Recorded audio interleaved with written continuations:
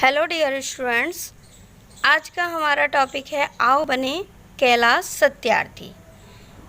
ये पाठ कैलाश सत्यार्थी जी के जीवन से जुड़ा हुआ है और एक प्रेरणात्मक कहानी है। इस पाठ के माध्यम से लेखक ने समाज को जागृत करने का प्रयास किया है ताकि वे कैलाश सत्यार्थी के समान बच्चों को शोषण से बचा सके। तो हम स्टार्ट करेंगे। विद्यालय में बच्चे कक्षा में हैं, तभी एक अध्यापिका एक बच्चे के साथ कक्षा में प्रवेश करती है। अन्य विद्यार्थी उस अनजान बालक को देखकर एक पल के लिए चकित रह जाते हैं। शिक्षिका बोलती है, आज मैं तुम्हें तुम्हारे नए सहपाठी से मिलवाती हूँ और इसका नाम है राघवन। राघवन बोलता है, साथियों, आज का दिन मेरे जीवन का किसी भी स्कूल में जाने का पहला दिन है। फिर उन्हीं बच्चों में से एक लड़की सुनैना, वह कहती है, इसका अर्थ तो यह हुआ कि तुम इतने बड़े हो गए मगर कभी भी पढ़ाई नहीं की। शिक्षिका बोली, बच्चों थोड़ा सब्र करो, अब राघवन अपने विषय में स्वयं ही बताए तो ज़्यादा अच्छा है। राघवन बोला, मित्रों, मैं 2 साल तक एक कारखाने में काम करता था जिसमें कालीन बनाए जाते थे। मैं 5 वर्ष की उम्र से ही वहीं काम पर लग गया था। वे लोग काम के साथ साथ मारते भी थे, भरपेट खाना भी नहीं देते थे। राघवन की बातें सुनकर बच्चे बहुत दुखी हुए, अचंभित भी हुए। राघवन ने बताया कि कैलाश सत्यार्थी जी ने उस नरक से उसको निकाला था। कैसे? कैलाश सत्यार्थी जी 11 वर्ष की आयु में ही पुरानी किताबें इकट्ठी करके उन छात्रों को देते थे जिनके पास किताबें नहीं होती थी और नई किताबें खरीदने के पैसे नहीं होते थे। बड़े होने पर उन्होंने बचपन बचाओ आंदोलन की शुरुआत की और यह क्रांतिकारी आंदोलन था जो बच्चों के अधिकारों के लिए कार्य करता था। सत्यार्थी जी ने इस आंदोलन का आरंभ 1980 में किया और 80,000 से अधिक बच्चों का जीवन बचा चुके थे। बचपन बचाओ आंदोलन में भारत के 15 राज्यों के लगभग 200 जिलों में कार्य कर रहा था। इस आंदोलन में 70,000 से अधिक लोग कार्य कर रहे थे।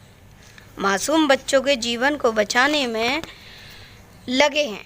न केवल भारत में बल्कि अन्य देशों में भी मासूम बच्चों को शोषण से बचाया जा रहा था। बचपन बचाओ आंदोलन ने 2013 में मानव तस्करी के 1199 मुकदमों में लगभग 10% मुकदमे दर्ज कराकर एक महत्वपूर्ण कार्य किया। Kailash Satyarthi ji international centre on child labour and education संस्था से भी जुड़े हुए हैं। उसके बाद विश्व के सबसे बड़े पुरस्कार नोबेल पुरस्कार से भी इन्हें सम्मानित किया गया था। कैलाश जी ने बचपन बचाओ आंदोलन के अतिरिक्त अन्य कई क्षेत्रों में महत्वपूर्ण भूमिका निभाई है। उन्होंने 1981 में स्वामी अग्निवेश, एक व्यक्ति हैं जिनका नाम है स्वामी अग्निवेश, उनके साथ मिलकर बंधुआ मुक्ति मोर्चा की स्थापना की। इस संस्था में करीब 20,000 सदस्य हैं जो कालीन, कांच और ईंट के भट्टों इत्यादि कारखानों में काम करने वाले बंधुआ मजदूरों को मुक्त करवाते हैं। संघर्ष जारी रहेगा नामक पत्रिका भी इन्होंने लिखी थी। इस पत्रिका की शुरुआत श्री सत्यार्थी जी ने ही की। उन्होंने 108 देशों में 14,000 संगठनों के साथ मिलकर बाल मजदूरी विरोध विश्व यात्रा भी शुरू की। इस यात्रा में लाखों लोग इस प्रण के साथ शामिल हुए कि बाल मजदूरी को समाप्त करके ही रहेंगे। सत्यार्थी जी ने भोपाल गैस त्रासदी में भी राहत अभियान चलाया। वे अब ग्लोबल मार्च अगेंस्ट चाइल्ड लेबर के अध्यक्ष हैं। उन्हें राष्ट्रीय तथा अंतर्राष्ट्रीय स्तर पर पुरस्कार भी मिल चुके। सत्यार्थी जी ने बच्चों को बाल श्रम से मुक्त कराना ही अपने जीवन का उद्देश्य बनाया। उन्होंने यही जीवन में सोचा कि मुझे बस इन मजदूर बच्चों को स्वतंत्र करवाना है। उनका कहना है कि बाल मजदूरी एक बीमारी नहीं है बल्कि बीमारियों की जड़ है। इसके शिकार अनेक मासूम बच्चे हो जाते हैं। वे जब भी रास्ते आते जाते बच्चों को काम करते हुए देखते हैं तो उनका मन बेचैन हो जाता है।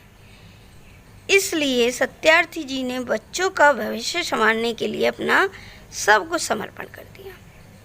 मैं आशा करती हूँ कि आपको ये कहानी अच्छी भी लगी होगी और समझ में भी आई होगी, जिससे जुड़े हमारे कई प्रश्न आते हैं पेपर में और हम उनका जवाब भी दे सकते हैं अगर कहानी को अच्छे से समझ लें। जैसे कैलाश सत्यार्थी जी ने किसके विरुद्ध आवाज़ उठाई है? राघवन बचपन में कहाँ काम करता था? कैलाश सत्यार्थी जी ने लगभग कितने हजार बच्चों का बचपन बचाया? कैलाश सत्यार्थी जी किसके अध्यक्ष हैं? इस तरह से कई क्वेश्चंस हैं जिनके आप जवाब दे सकते हैं। Thank you for watching this video.